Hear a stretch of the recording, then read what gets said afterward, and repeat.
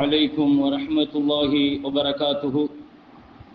الحمد لله رب العالمين والعاقبة للمتقين والصلاة والسلام على أشرف الأنبياء والمرسلين وعلى آله وصحبه ومن تبعهم بإحسان إلى يوم الدين.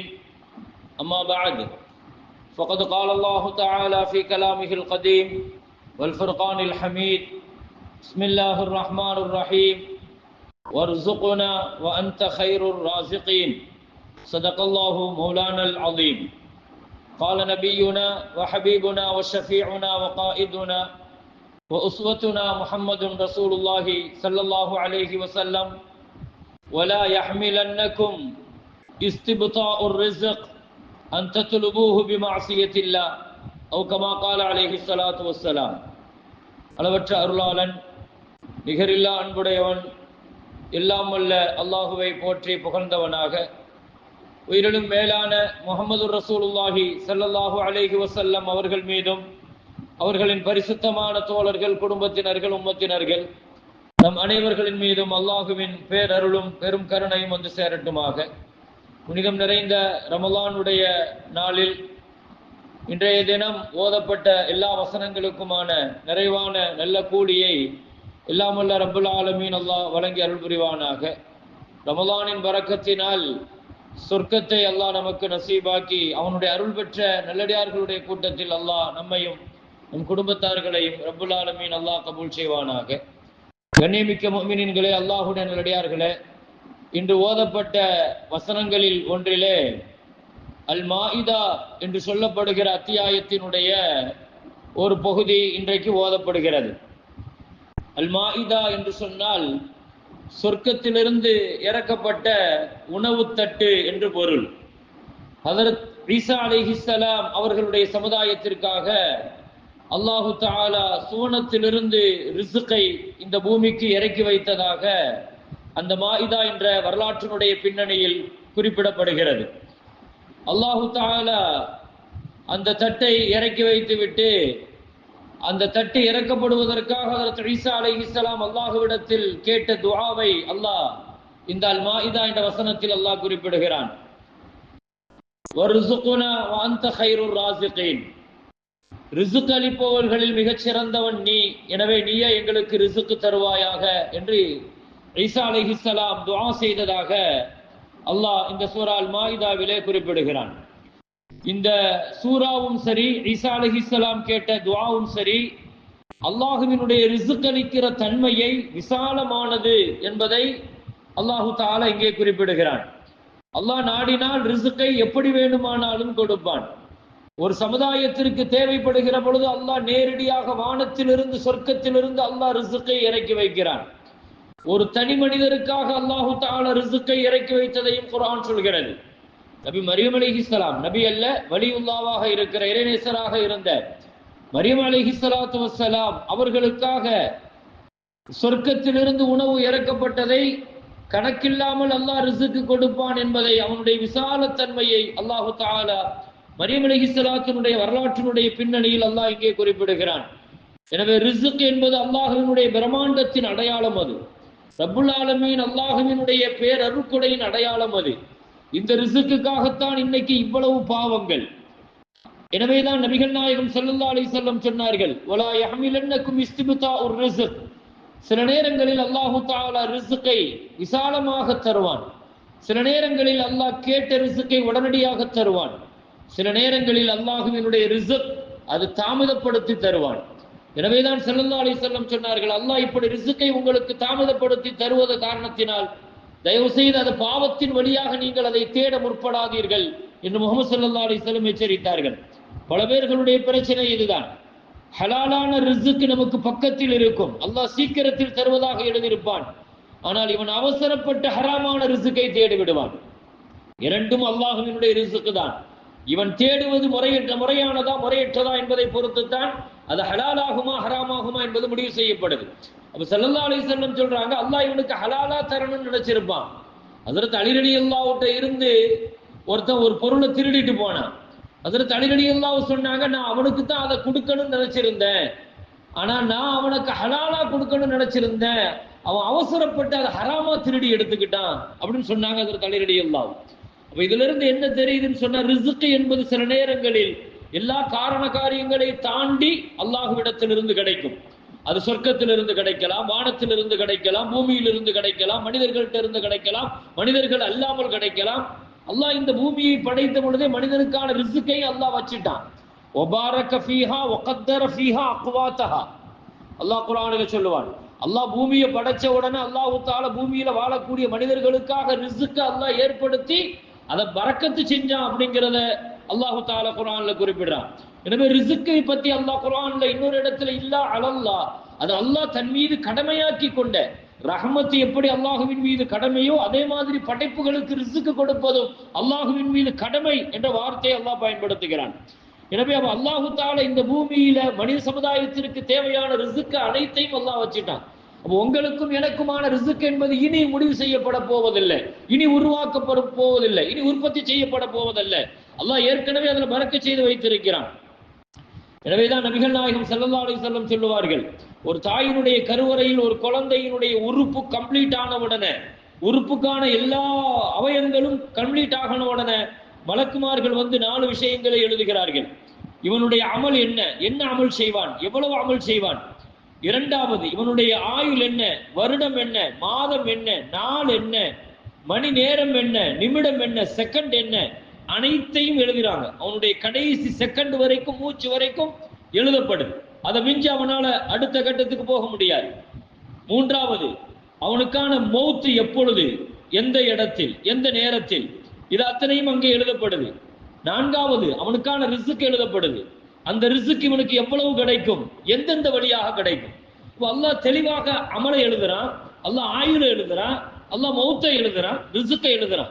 அப்போ ஒரு குழந்தையினுடைய விஷயத்துல 4ம் அவன் கருவாகி உருவாகி உயிர் கொடுக்கப்படுவதற்கு முன்னாலேயே அவனுக்கான ரிஸ்க் தீர்மானிக்கப்படுது.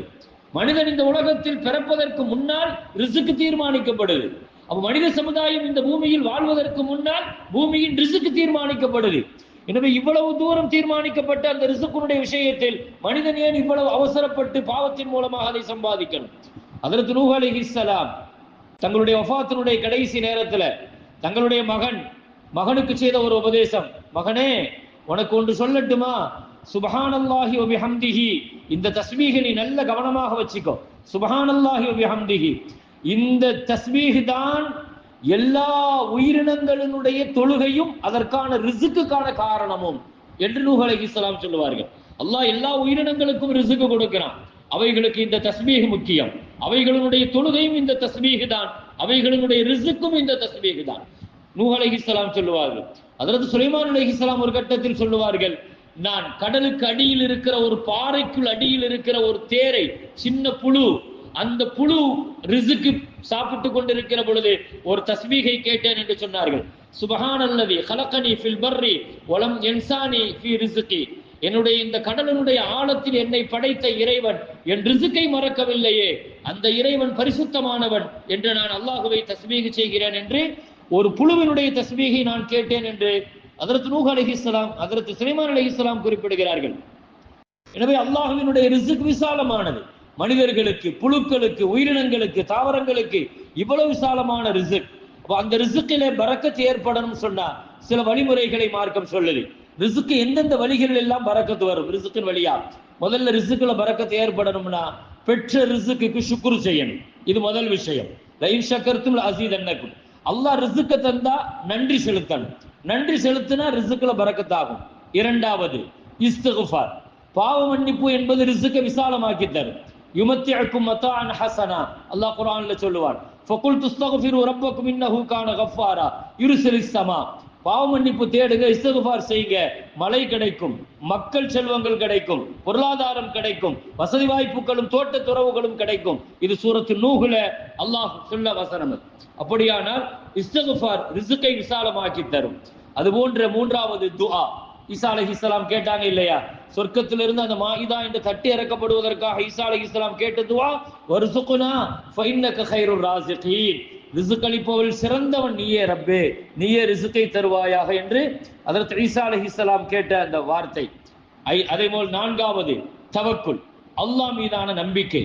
எவ்வளவு தூரம் லவ் அன்னக்கும் தவக்கலூன ஹக்க தவக்குலிஹி ஸல்லல்லாஹு சொன்னாங்க. ஒரு பறவைக்கு இருக்கிற தவக்குல போல நம்பிக்கையை போல ரப்பு மேல நீங்க நம்பிக்கை வச்சீங்கன்னா பறவைகளுக்கு ரிசுக்கு கொடுக்கிற மாதிரி அல்லாஹ் உங்களுக்கும் தருவான். அது காலையில வெறும் வயிறாக கிளம்புகிறது, மாலையில் அது வயிறு நிரம்பி திரும்புகிறது. அப்படியும் அல்லாஹ் உங்களுக்கு ரிசுக்கு தருவான். ஆனால் அந்த நம்பிக்கை உங்களுக்கு வேண்டும் என்பதை குர்ஆன் ஹஜ்ரத் ரப்புல் ஆலமீன் அல்லாஹு தஆலா நபிகள் நாயகம் ஸல்லல்லாஹு அலைஹி வஸல்லத்தின் மூலமாக இந்த செய்தி அழுத்தமாக பதிவு செய்யப்படுது. கண்ணியமிக்க மேலான பெருமக்களே, எனவே தவக்குல் ரொம்ப முக்கியம். எவ்வளவு தூரத்திற்கு நம்ம தவக்குல் வைக்கிறோமோ, அல்லாஹு தஆலா ரிஸ்கை பொறுத்த வரைக்கும் முஃமின் காஃபிர் என்று பார்க்கிறது இல்லை. ரிஸ்க் அல்லாஹ் அப்படித்தான் விசாலமாக கொடுக்கிறான். பாவி நல்லவன் என்று அல்லாஹு தஆலா பார்க்கிறது இல்லை. காபத்துல்லாஹுவை கட்டி முடிச்ச இப்ராஹிம் அலைஹிஸ்ஸலாம் அல்லாஹ்ட்ட கேட்டாங்க, யா அல்லாஹ் இந்த ஊருக்கு நீ ரிஸ்க் கொடுக்கணும், வர்சுக் அஹ்லஹு மினஸ் ஸமராத், இந்த ஊர் மக்களுக்கு நீ ரிஸ்க் தரணும்னு சொல்லி துஆ கேட்டாங்க. நிறைய துஆ கேட்டாங்க. அதுல ஒரு துஆ இந்த ஊர் மக்களுக்கு விசாலமா ரிஸ்க் கொடுக்கணும். ஆனா ஒரு வார்த்தையை நிபந்தனை போட்டு கேட்டாங்க, மன் ஆமன மின்ஹும் பில்லாஹி வல் யௌமில் ஆகிர். அவங்க கேட்டது, யா அல்லாஹ் இந்த ஊர் வர்சுகாஹலோ மினஸ் ஸமராத்தி மன் ஆமன மின்ஹும் பில்லாஹி வல் யௌமில் ஆகிர், ஈமான் கொண்ட மக்களுக்கு மட்டும் ரிஸ்க் கொடுக்கணும் அப்படின்னு கேட்டாங்க. அல்லாஹ் தஆலா அதுக்கு பதில் சொன்னா, இல்ல இல்ல இப்ராஹிமே, ஒமன் கஃபர ஃபஉமத்திஉஹு கலீலன், ஒமன் கஃபர ஃபஉமத்திஉஹு கலீலன், அவன் என்னை மறுத்தாலும் கூட நான் ரிஸ்க் கொடுக்கத்தான் செய்வேன் சில காலங்கள். நான் உலகத்துல யாருக்கும் இந்த வேற்றுமையை நான் பிரிச்சு பார்க்க மாட்டேன் என்று ஹஜ்ரத் ரப்புல் ஆலமீன் அல்லாஹ் சொன்னான். எனவே தவக்குல், அல்லாஹ் மேல எவ்வளவு தூரத்துக்கு நம்ம தவக்குல் வைக்கிறோமோ அது ரிஸ்க்குக்கான வழியை திறக்கும். அதுபோன்ற ஹஜ் உம்ரா ரிஸ்க்குக்கான பரக்கத்தை திறக்கும். குடும்ப உறவுகளை சேர்ந்து வாழ்வது இது ரிஸ்க்குக்கான பரக்கத்தை திறக்கும் என்றெல்லாம். ரிஸ்க் என்பது விசாலமான அல்லாஹ்வினுடைய விசாலமான கருணையை பெற்றது. எனவே ரிஸ்க் விஷயத்துல நாம் இந்த நடைமுறைகளையும் இந்த வழிமுறைகளையும் நபிமார்களுடைய இந்த சுன்னத்துக்களையும் நம்முடைய வாழ்க்கையில கடைபிடிக்கணும். ஒரே ஒரு செய்தியுடன் நான் என் உரையை நிறைவு செய்கிறேன். ஹஜ்ரத் இப்ராஹிம் அதுகம் ரஹ்மத்துல்லாஹ், இப்ராஹிம் அதுகம் ரஹ்மத்துல்லாஹ் மிகச்சிறந்த சீதேவி, மிகச்சிறந்த இறைநேசர். அவர்களுடைய தர்பியத்தில் இருந்த ஹுதைஃபத் இப்னு மர்ஆஷி ரஹிமஹுல்லாஹ் அவர்கள்ட்ட கேட்டாங்க, நீங்க பெரிய இறைநேசர் இப்ராஹிம் அதுகம் ரஹ்மத்துல்லாஹோட நீண்ட நாட்கள் இருந்திருக்கிறீங்க, அவங்க வாழ்க்கையில் நீங்க பார்த்த ஒரு ஆச்சரியமான காட்சியை சொல்லுங்களேன்னு கேட்டாங்க. ஹஜ்ரத் இப்ராஹிம் அதுகம் ரஹ்மத்துல்லாஹ் சொன்னாங்க, ஆமா பல நாட்கள் அவங்களோடு நான் இருந்திருக்கிறேன், பல ஊர்களுக்கு பயணப்பட்டிருக்கிறேன், மக்காவுக்கு பயணப்பட்டிருக்கிறேன், மக்காவுல இருக்கும்போது அவங்களோட இருந்திருக்கிறேன். ஆனா பெரும்பாலான நாட்கள் அவர்கள் பசி பட்டினியோடு இருப்பார்கள். ஆனாலும் அவர்களுடைய ஈமான் தளராது, அவர்களுடைய நம்பிக்கை தளராது. அவர்கள் ஏற்கனவே ராஜ வாழ்க்கையை வாழ்ந்தவர்கள். அல்லாஹ்வுக்காக அனைத்தையும் தூக்கி எறிஞ்சிட்டு இந்த வாழ்க்கையை மனமுவந்து சந்தோஷமா ஏத்துக்கிட்டாங்க. எனவே அப்படி அவங்களுடைய தர்பியத்துல பல நாட்கள் பட்டினியோடு கழிச்சிருக்கிறேன். ஆனா அவங்க தாங்கிக்கிடுவாங்க, என்னால பல நேரங்கள்ல தாங்க முடியாது. அப்படி ஒரு நாள் கூஃபாவினுடைய பள்ளி வாசல்ல நான் உட்கார்ந்து இருக்கிற பொழுது என்னுடைய ஷேக் இப்ராஹிம் அதுகம் ரஹ்மத்துல்லாஹும் இருந்தார்கள். என்னுடைய முகத்துல பசியினுடைய வாட்டத்தை பார்த்தாங்க, பசியினுடைய கவலையை பார்த்தாங்க. நீண்ட நாட்கள் சாப்பிடாததனுடைய ஏக்கமும் அதை கவனித்த பொழுது சொன்னாங்க, நான் முகத்தில் பசியை உணர்கிறேன் என்று சொல்லி, உனக்கு ரிஸ்க் வேணுமா, அல்லாஹ்வினுடைய ரிஸ்கினுடைய பிரம்மாண்டத்தை நீ இப்ப பாக்குறியா, நான் உனக்கு காட்டட்டுமா அந்த அத்தாட்சிய என்று சொல்லி ஒரு பேப்பர் கொண்டு வா என்று சொன்னார்கள். ஒரு பேனா எடுத்துட்டு வான்னு சொன்னாங்க. ஒரு பேப்பரையும் பேனாவையும் எடுத்துட்டு இப்ராஹிம் அதுகம் ரஹ்மத்துல்லாஹ் அதுல எழுதுனாங்க, அன ஹாமிதுன் அன ஷாக்கிருன் அன ஜாக்கிருன் அன ஜாயிஉன் அன ஜாயிஉன். ஹஜ்ரத் இப்ராஹிம் அதுகம் ரஹ்மத்துல்லாஹ் சொன்னாங்க, நான் உன்னை புகழக்கூடியவனாக இருக்கிறேன், உனக்கு சுக்குர் செய்யக்கூடியவனாக இருக்கிறேன், உனக்கு திக்ர் செய்யக்கூடியவனாக இருக்கிறேன் உன்னை. ஆனாலும் நான் பசியோடு இருக்கிறேன், நான் காலில் செருப்பில்லாமல் இருக்கிறேன், ஆடை குறைவாக இருக்கிறேன், தேவை உள்ளவனாக இருக்கிறேன், ஃபக்கீராக இருக்கிறேன். எனவே மூன்றுக்கு நீ பொறுப்பு, மூன்றுக்கு நான் பொறுப்பு. மூன்று பாதி, அதுல பாதி உனக்கு. நான் என்னுடைய பசியை போக்குவதும் என்னுடைய தாகத்தை தீர்ப்பதும் என்னுடைய ஆடையை எனக்கு நீ தருவதும் உனக்கான பொறுப்பு. உன்னை புகழ்வதும் உனக்கு சுக்ர் செய்வதும் உனக்கு திக்ர் செய்வதும் அது எனக்கான பொறுப்பு.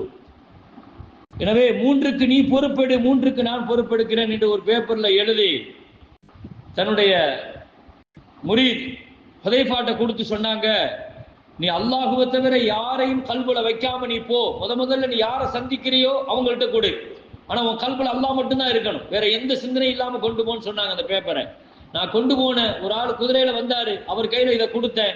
அவர் அந்த பேப்பரை பார்த்தாரு, படிச்சாரு. உடனே ஒரு பை எடுத்து தந்தாரு. அந்த பையில எண்ணி பார்த்தேன், 600 தங்க காசுகள் இருந்துச்சு. உடனே அவர் தந்துட்டு, இவர் இந்த பேப்பர் தந்தவர் எங்க இருக்கிறாருன்னு கேட்டார். இந்த பள்ளிவாசல்ல இருக்காருன்னு அழுதுகிட்டே போயிட்டாரு. உடனே நான் போன உடனே பக்கத்துல இருந்தவர்கிட்ட கேட்ட, இவர் யார் இந்த குதிரையில போறாரு? இவர் ஒரு கிறிஸ்தவர் என்று சொன்னார்கள். எனக்கு ஆச்சரியமாக இருந்தது. நான் பார்த்த முதல் ஆள் அவர் கிறிஸ்தவர். ஆனால் இந்த பேப்பரை கொடுத்து பார்த்துட்டு கண்ணீர் வடிச்சிட்டு யாருன்னு கேட்டுட்டு தந்துட்டார். உடனே போய் நான் இப்ராஹிம் ரஹ்மத்துல்லாஹி இந்த 600 தங்க காசுகளையும் கொண்டு வந்து வைத்தேன். அவர்கள் சொன்னார்கள், இதற்கு உரியவர் அவர் வந்த பின்னால்தான் நமக்கு இது ஹலால் ஆகும் சொன்னாங்க. உடனே அந்த நஸ்ரானி கொஞ்ச நேரத்துல வந்துட்டாரு. வந்து கையை பிடிச்சி களிமா சொன்னார். களிமா சொல்லிட்டு இப்ப சொன்னாங்க இப்ராஹிம் ரஹ்மத்துல்லாஹி, இப்போ உங்களுக்கு ஹலால் ஆயிட்டு நீங்க சாப்பிடுங்க, இதை எடுத்துட்டு போங்கன்னு சொன்னாங்க இப்ராஹிம் ரஹ்மத்துல்லாஹி. அல்லாஹ் அக்பர். அல்லாஹ்வுடைய பிரம்மாண்டமான ரிஸ்க் என்பது அல்லாஹ் நாடினால் எப்படி வேண்டுமானாலும் கொடுப்பான். இப்ராஹிம் ரஹ்மத்துல்லாஹி அந்த ரிஸ்க் விஷயத்துல நிறைய உறுதியை பிடிச்சிருக்கிறாங்க, நிறைய அனுபவங்களை பெற்றிருக்கிறாங்க. ஒரு கட்டத்தில் வேட்டையாடிட்டு அரசராக இருக்கும்போது தன் வாழ்க்கையை புரட்டி போட்ட மாற்றி அமைத்த ஒரு விஷயத்தை பத்தி சொல்லும் போது சொல்லுவாங்க இப்ராஹிம் ரஹ்மத்துல்லாஹி, பசியோடு காட்டுல உட்கார்ந்து ரொட்டி எடுத்து சாப்பிட போகும்போது ஒரு காகம் வந்து ரொட்டியை கொத்திட்டு போச்சு. நான் கடுமையான பசியில் நான் அரசராக இருக்கிறேன். வேட்டைக்கு வந்த பொழுது நடந்துச்சு. பின்னாலேயே போய் பார்த்தா அந்த காகம் ஒரு மலையில போய் மறைஞ்சிட்டு, நானும் மலைக்கு மேல ஏறினா அங்கே ஒருவன் கட்டி வைக்கப்பட்டிருக்கிறான். அவனுடைய வாயில இது ரொட்டி துண்டை அப்படியே வாயில ஊட்டுது. இந்த காட்சியை பார்த்து நான் வந்த உடனே அது அப்படியே பறந்து போயிடுச்சு. நான் கட்டப்பட்டு அவனை அவிழ்த்து விட்டேன். என்ன நடக்குதுன்னு கேட்டேன். அவன் சொன்னான், நான் ஒரு வியாபாரி, பெரிய வியாபாரி, இந்த பக்கமா வியாபாரத்திற்கு வருவேன். ஒரு கொள்ளை கூட்டம் என் பொருளை எல்லாம் கொள்ளையடிச்சிட்டு என்ன இந்த இடத்துல கொண்டு வந்து கட்டி போட்டு போயிட்டாங்க. இத்தனை நாளா இந்த காகம்தான் வந்து எனக்கு ரிசுக்கு தருது, ஒரு வார காலமாக. அல்லாஹு அக்பர். அப்பொழுதுதான் அரசபை வாழ்க்கை வாழ்ந்து கொண்டிருந்த இப்ராஹிம் ரஹ்மத்துல்லாஹி என் வாழ்க்கையை புரட்டி போட்டதே அல்லாஹ்வினுடைய ரிசுக்கினுடைய இந்த பிரம்மாண்டமான இந்த காட்சிகள் தான். இப்படியெல்லாம் அல்லாஹ் ரிசுக்க தரும் போது இந்த ரிசுக்குக்காக நான் ஏன் இவ்வளவு தூரம் நான் நடந்து கொள்ள வேண்டும் என்று அல்லாஹுவை தேட ஆரம்பித்தேன். அல்லாஹுவினுடைய ரிசுக்கு எனக்கு சாதாரணமாக என்னை வந்து அடைந்தது என்று சொல்கிறார்கள். எனவே சூரா மாயிதா தருகிற பாடங்களில் ஒன்று, ரப்புல் ஆலமீன் அவன் நாடினால் விரும்பினால் ரிசுக்கை எப்படியும் தருவான், எங்கிருந்தும் தருவான். நொடி நிமிடத்தில் கூட அல்லாஹ் ரிசுக்கை தந்து விடுவான். எனவே சில நேரங்கள் வயர்சுகுஹு மின் ஹைஸு லா யஹ்தஸிப், அவன் கணக்கில்லாமல் கொடுப்பான். சில பேர்களுக்கு அல்லாஹ் கணக்கிட்டு தேவைக்கு கொடுப்பான், சில பேர்களுக்கு உடனடியாக கொடுப்பான், சில பேர்களுக்கு தாமதித்து கொடுப்பான். எப்படி கிடைத்தாலும் ரப்புல் ஆலமீன் அல்லாஹ்விடத்திலிருந்து வருகிற ரிசுக்கை அது அவன் விரும்பிய முறையில் ஹலாலான முறையில் தேட வேண்டும். அதுதான் இதற்கான வழியும் முறையும் கூட.